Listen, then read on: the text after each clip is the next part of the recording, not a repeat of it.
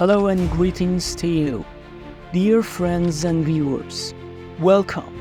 Today, we are here with another beautiful myth from the mythical world of the Titans, and a legendary warrior whose name has been forever recorded in the history of ancient Greek mythology.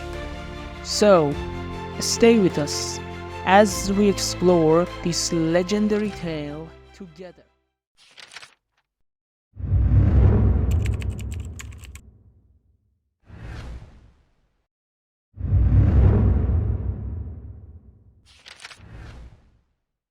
Once upon a time, in a very ancient era before the emergence of humans, colossal beings inhabited the earth.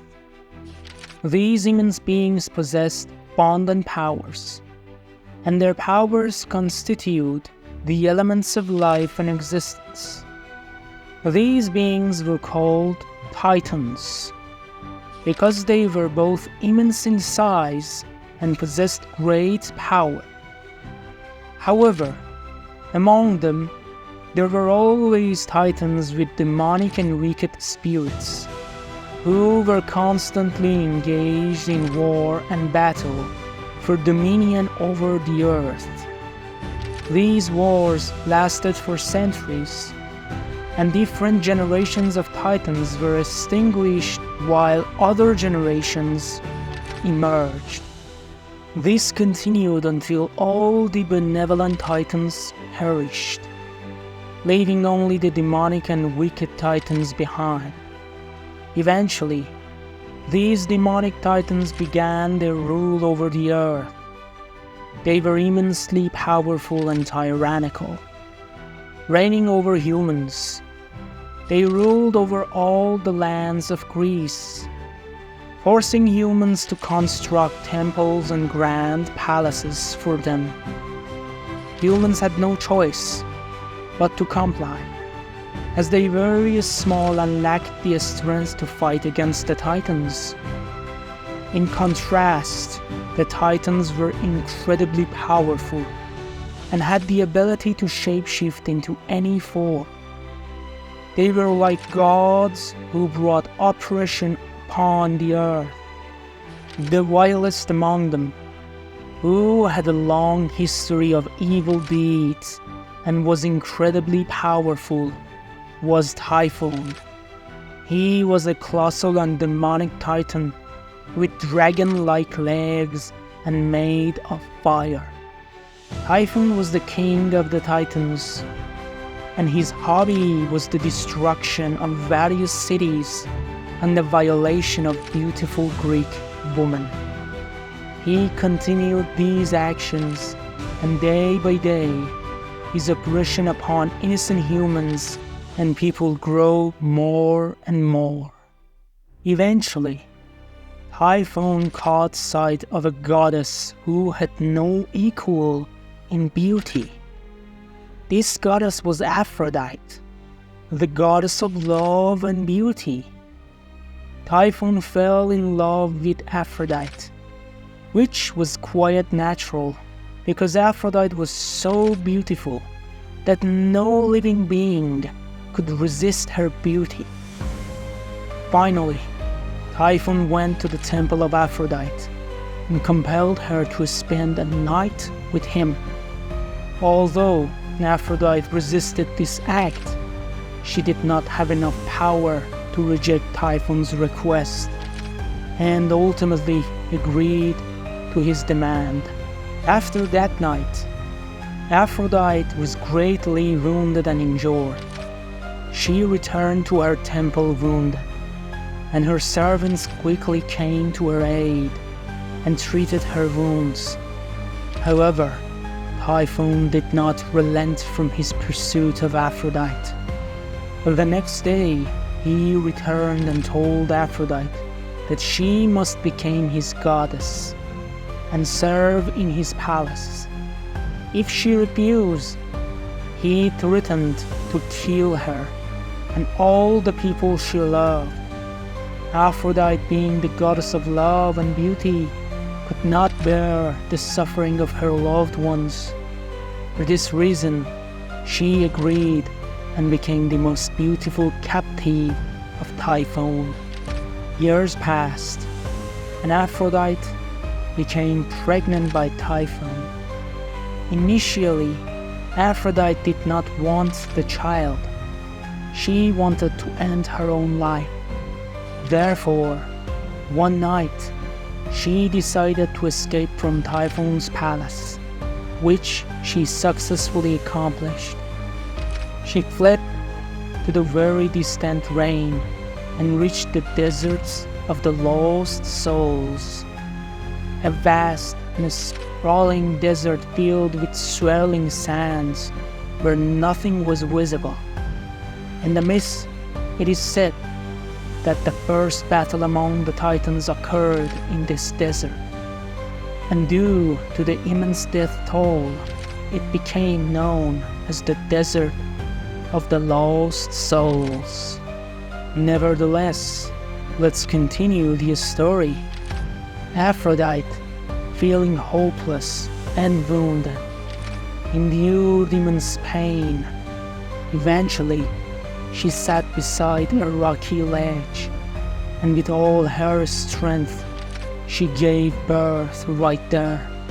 She endured indescribable agony and brought her child into the world.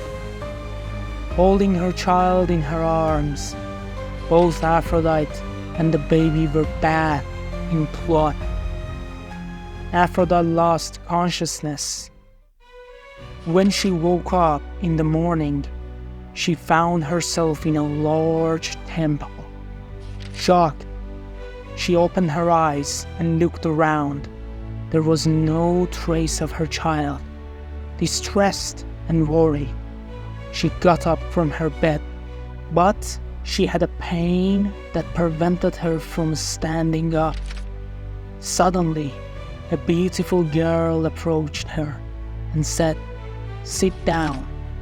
The girl with green eyes was holding Aphrodite's child in her arms.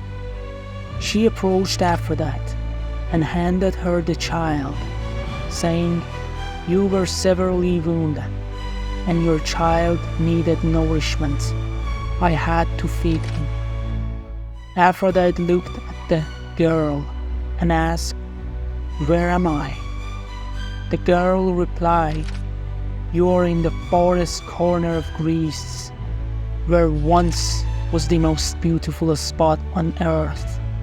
But now, nothing remains except this remote temple. This is the temple of Pandora, and I am Pandora, the goddess of this temple." Aphrodite listened as Pandora explained how she and her father, Hephaestus, along with many others, had been living there. Aphrodite then recounted her journey and her story to Pandora. Tears welled up in Pandora's eyes. She embraced Aphrodite and reassured her, saying, "Do not worry. This temple is enchanted, and no titan or demon can approach it. You are safe here."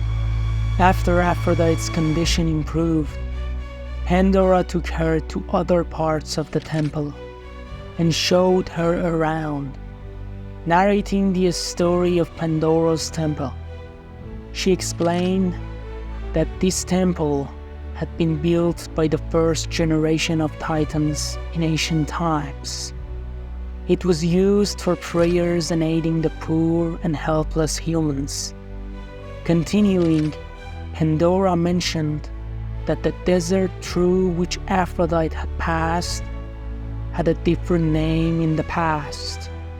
She said that this place was once the city of Tartarus and considered one of the most beautiful places on earth. She explained that the temple of Pandora was built by her father, Hephaestus, under the orders of the great titan Cronus, so that humans could reach their desires through this temple.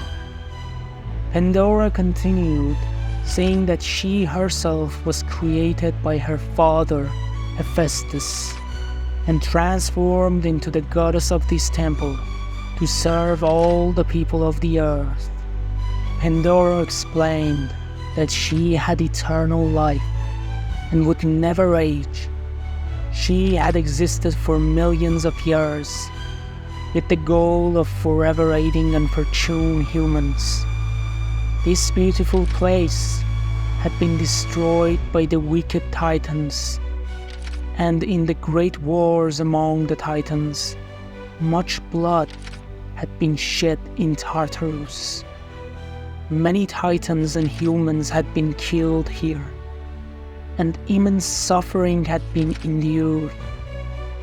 Typhon, the demonic Titan, along with his other wicked Titans, had sought to destroy this temple, but Kronos did not allow it and sacrificed himself to protect it.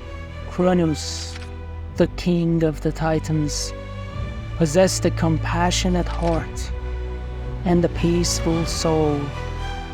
Before his death, he enchanted this temple to ensure that no Titan could harm it. Since then, this temple has remained peaceful and free from any injustice. Aphrodite, do not worry. You are safe here, and raise your child in peace and tranquility. Aphrodite looked at Pandora and said, I intended to kill my child because he is Typhon's blood, but now I will raise him here with love and kindness. When he grows up, he will become a champion of the innocent people. I will name him Theodore. He is a gift and blessing from gods. And thus, this myth continues. And that was the beautiful and mythical story from the untold myths of ancient Greece and the mythical creatures. This beautiful and mythical story continues, and it doesn't end here. So stay with us as we create the continuation of this beautiful story. Thank you very much for being with us until this point of this beautiful mythical narrative. If you enjoyed this beautiful tale and would like the next part to be created, be sure to like and subscribe. The more like we receive, the sooner the next part of this narrative will be made. I would greatly appreciate your support and encourage you to share your thoughts with us in the comments, as a lot of effort goes into creating this narrative and the stories. So, thank you for supporting us and staying with us. Until another tale, farewell.